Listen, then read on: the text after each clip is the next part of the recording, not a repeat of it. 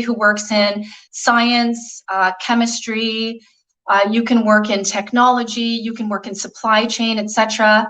Technical writing is just basically making the difficult sound easy. And examples of technical writing can be landing pages, blogs, marketing plans, business plans, resumes, cover letters, PowerPoint presentations, disaster recovery reports, etc. And again, it's not just specifically in, it can be in construction as well.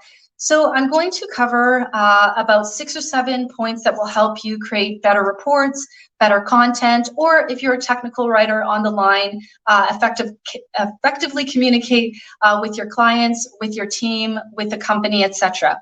So the first thing that you want to do with your technical writing is make it easy. I always say that grade 5 English is probably the best way that you want to write. The reason for that, unless your audience is going to be, senior supply chain chemists, scientists, technology experts, if it's going to be a wide range of people that are going to read this document, you want to make sure that everybody understands it, and it's not a situation where people are contacting you, complaining that your content doesn't make sense, or asking you to now have meetings to explain this piece of document, because in my opinion, that is a bit of a fail versus a win on your part to show you, your client, your audience, that you can make the difficult sound easy. You definitely want to use what I call, or what technical writers call, white space, which is basically taking a big chunk of content, bunch of paragraphs on a piece of paper or a page, and turning them into bullet points, or putting it in a table, or instead of writing it out, doing a screenshot or adding an image and adding an image description at the bottom of that photo or image or diagram, so that people don't necessarily have to keep reading words, but they can also understand what it is that you're trying to communicate through a visual. White space can also mean just pretty much adding colors, changing the fonts, using headers, subheaders, titles, headings, etc., to really make it look pretty, so that when people initially look at the piece of content, they don't feel overwhelmed or frustrated with their jobs or whatever it is that they're doing during the day, that they pick up your piece of content and they are super excited to read right through it. Another thing that you want to do is make it pretty, which means add, as I said earlier, make sure that you add your diagrams, infrastructure if you're dealing with technology projects. You're adding workflow charts, maybe in landscape. Hopefully you're using Microsoft Word, so instead of putting your flow chart on a portrait piece of paper, a landscape, so that if they have to print it out, it's easy for them to unravel or just review on their own. I do believe that technical writing, or making the difficult sound easy, doesn't always have to be communicated through words. It doesn't always have to be communicated even through you doing a presentation. It can be a short 1 to 5 minute video speaking on your behalf, so that maybe you can get a glass of water, you can rethink what it is that you're saying during that presentation, or what it is that you need to articulate, because not everybody likes to read. Some people like visuals, some people like videos, some people like a mix of both. But make sure that you are making your contents, if it is based on the branding guidelines of your company, with color and different things that you can add in your documents. Your executive summary is the first thing that people see when they're looking through a report, a business plan, or any kind of long form document. To me, long form could be anything more than 10 pages. And the executive summary needs to be, again, easy to understand. Try to avoid putting in technical words and terms and sentences and things like that, which actually will be in the rest of the document. An executive summary should have the 5 W's: who, what, where, when, why, how, if you want to add that as well. Some examples of that would be the name of your project or program or software, why you're actually expanding on the software, or what happened, when the project started, when it ended, difficulties that you experienced during the project and areas of opportunity, some feedback, some recommendations, or you might even want to add what the team is doing great in this particular project, which will help people summarize what it is that you're trying to communicate, so it inspires them and motivates them to keep reading. You have no idea, I'm sure, in your organization how many people, even executives who don't have a lot of time, will pick up your report, read through it. They don't necessarily want to read through it, and I'm going to have to say it's whoever put the report, the landing page, the document, whatever, the email together, that's your responsibility to keep people motivated and inspired through the executive summary to keep reading and take what you're trying to communicate seriously. Other things that you want to do too is if you have to survey people to get information, you have to interview one-on-one or in actual group meetings, experts to get information. I highly recommend that you use a survey if this is a new group of people that you're going to be working with or you're not too familiar with their communication style.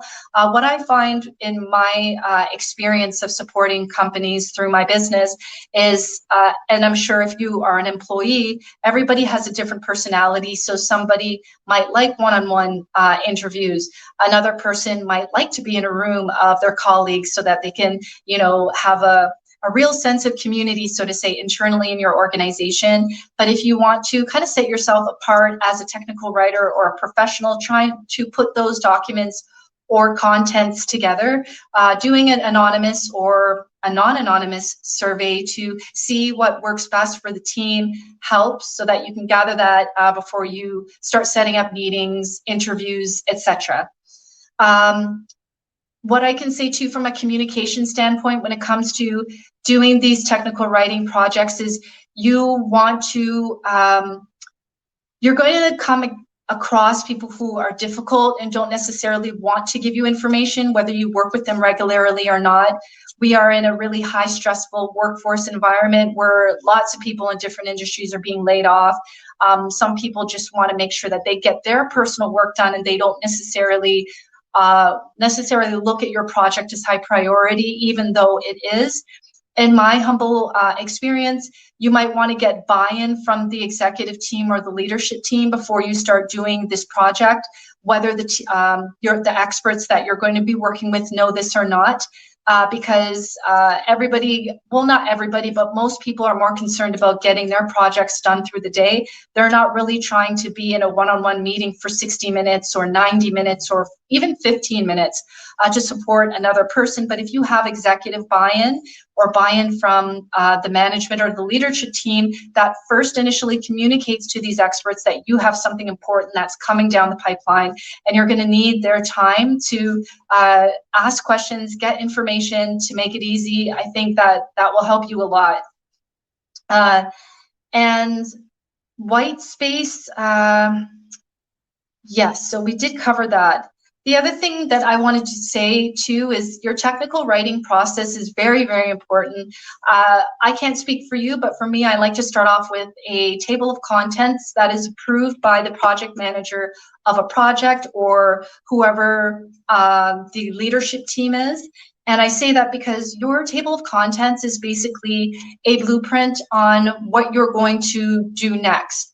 And if you work in an organization or a startup, whatever kind of company, and you don't have much to go by, let's take, for example, you have to do a internal report, and it has a specific name based on your industry. You can Google this and look for templates, or you can Google it, and I'm pretty confident that you might find documents or internal content from other organizations that have made this public, and you can take a look at their table of contents, and you can do kind of like a review of what seems to come up the most for that particular document or piece of content that is asked of you. That way, you put your table of contents together, you share it with whoever is going to approve what you do next. They say yes, and then you start gathering all of the information that's needed for your project so that there are no mistakes, or you don't have to go back to the drawing board and kind of create a, I don't know, an uncomfortable situation for you, especially if this is the first time you're doing it. You want the team, the experts to know that even though you're not an expert, you want them to know that you are effective in doing what it is that you need to do, and you'll use this as a starting point. Once that table of contents is approved, you then want to start interviewing experts who will be able to give you the information that you don't readily have, because maybe you're just a manager trying to put together an executive report, but you're not front and facing with customers, and you want to work with that tech team, for example, or your supply chain team, your chemists or scientists, etc. And in those interviews, you want to, again, go back to kind of like the executive summary, a summary of why you need their help, what it is that you're working on, the beginning dates, the time dates, how much time you'll need from them, obstacles that you are going to experience, and why they are going to kind of fill in those obstacles with information and support you, so that everybody understands what it is that you are attempting to do for the organization. In these interviews, you can record them, but if you're going to record them, always ask first, especially if it's an online meeting or an in-person meeting, you have your device ready, always ask if you can do that first. And if you can, if it's in person and you're hybrid, bring some refreshments. I mean, you have no idea how refreshing it is for a team of experts to come in a room and they see donuts, or they see coffee, or they see candies, and they're chewing on them. And it's just like a good feeling that resonates with them while they're supporting you, while they're actually, if you look at it, they're kind of like your customers in a way. They're taking time out of their day to provide you with information, and their time is valuable, and your buy-in is really the piece of content. And you want to make not just the experts happy, but everybody in the room happy if you have the ability to bring a gift, or, I don't know, bring some food or something like that.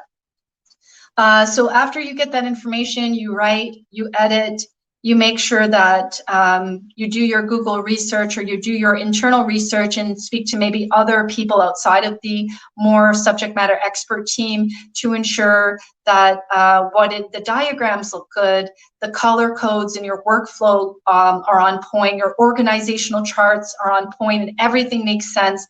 Because again, the most important thing during this process is ensuring that you're getting all of the information. Again, you can use technology to do that, or you can pretty much use your memory, and making sure that you're building a reputation for that go-to person, whether you are a manager or a technical writer, or you work in marketing, whatever it is that you do, that you are professional, you are on time, you know why you're there, you know how to communicate why they need to be there to support you with this piece of content, and that you're an effective communicator pretty much. The last thing you want to do is, once that piece of content or pieces of content are put together and improved by the project manager, your CEO, director, etc., you then want to relinquish that information to the experts. You can do that in meetings. You can do that by sending an email that's internal only. You can put something up on SharePoint like a PDF document and kind of get their buy-in. Do be prepared that these are experts, so they are very, very detail-oriented, and there is a high chance that they will bring you in a meeting or one-on-one just to kind of go over what you did. Try not to take any technical writing experience personal. A lot of people are just concerned with their jobs, and they also might be frustrated sometimes. These are just normal emotions during this process. There's no right or wrong way to make the difficult sound easy, but not taking things so personal if somebody reacts in a way that you're not used to is highly recommended if you can. So that's it in a nutshell on technical writing for beginners. This can also help anybody who, again, is creating reports, putting together PowerPoint presentations, doing training, guidelines or training manuals. You're putting together run books or software or how-tos in a blog on your website for customers. Like, I can keep going down the line what technical writing truly is. But again, I know I said it several times, it's just making the difficult sound easy, and you're going to need buy-in from the experts to give, so that they can give you their time. If you, again, experience any difficulties on people not wanting to give you their time, even though they kind of have the vault of information, always bring it back to the organization, bring it back to that person supporting you with this interview, or this one-on-one chat is going to help you make their life easier, because now they'll have a run book or a disaster recovery plan if software goes down. This will help the organization reduce time for the tech team to focus on this when they could be doing something else. So always fully understand your who, what, where, when, why, and how, not just for your audience, because then you can effectively market to them how it's going to help them, how it's going to help the company time-wise, work productivity-wise, financial-wise, so on and so forth. So thank you so much for being patient with me. I did my best to go live and on time and check back on that event, and it was just kind of like a swirling thinking, like it was recording, but it didn't. Technology these days. But if you have any questions and you see this here on LinkedIn about technical writing, leave a comment below, and I will do my best to show up on LinkedIn every week to talk about branding and writing and communicating effectively, maybe even PowerPoint presentations. There's a lot of things that I can cover that I have experience in helping you with. And if you also are on other platforms, I'm also on TikTok, and I share about 4 or 5 pieces of content a week as well on YouTube.